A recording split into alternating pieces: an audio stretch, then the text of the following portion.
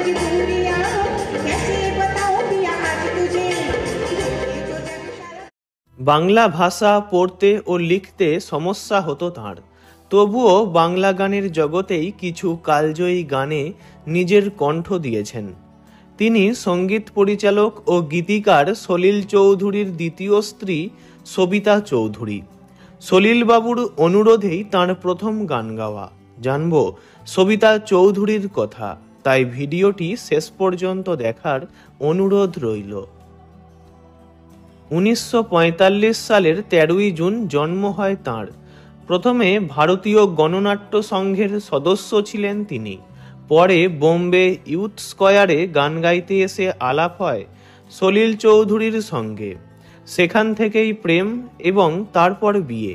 স্বামী সলিল চৌধুরীর অনুরোধেই প্রথমবার গানের জগতে পা রাখা। তাঁর অনুরোধেই প্রথম অ্যালবামে গাওয়া গান মরি হায় গো হায়। এরপর কয়েক দশক ধরে বাংলা আধুনিক গানের শিল্পী হিসাবে একের পর এক জনপ্রিয় গান উপহার দিয়েছেন। শুধুমাত্র সলিল চৌধুরীর স্ত্রী এই পরিচয়ের মধ্যেই নিজেকে আবদ্ধ রাখেননি। সঙ্গীতের জগতে নিজেকে একজন ভার্সেটাইল শিল্পী হিসাবে প্রমাণ করেছিলেন তিনি। সঙ্গীত জগতে তাঁর প্রবেশ নিয়ে বেশ কিছু কাহিনী রয়েছে। তাঁর গান তোলা, রেওয়াজ করা সবই হতো রান্না করতে করতে। সলিলবাবু তাঁকে বলতেন, ভালো গায়িকা হতে গেলে ভালো রান্না জানতে হবে। তাই একদিকে কড়াইয়ে রান্না চলতো, অন্যদিকে কম্পোজিশন চলতো। বেশিরভাগ গান নাকি এভাবেই তৈরি। বাংলার বাইরে থেকে বড় হওয়ার জেরে বাংলা ভাষায় একেবারেই অদক্ষ ছিলেন সবিতা চৌধুরী। সেই কারণে তিনি বাংলা গান হিন্দি অক্ষরে লিখে গাইতেন, কিন্তু সমস্যায় পড়তেন রেকর্ডিংয়ের সময়। বাংলাতে কথা বলতে পারলেও লেখা বা পড়ার মতো বাংলা জানা ছিল না তাঁর।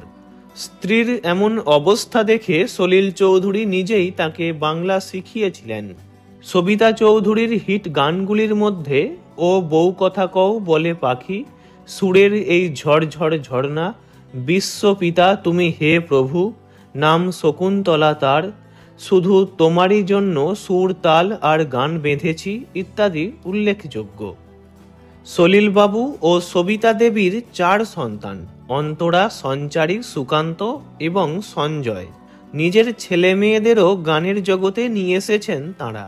ছেলে সঞ্জয় একজন সুরকার ও মেয়ে অন্তরা চৌধুরী গায়িকা।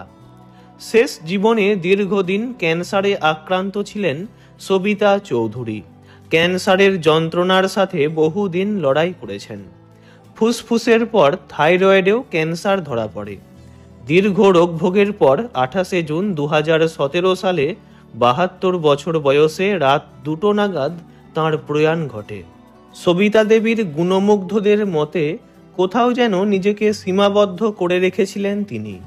তার মধ্যে আরও অনেক সুর ছিল।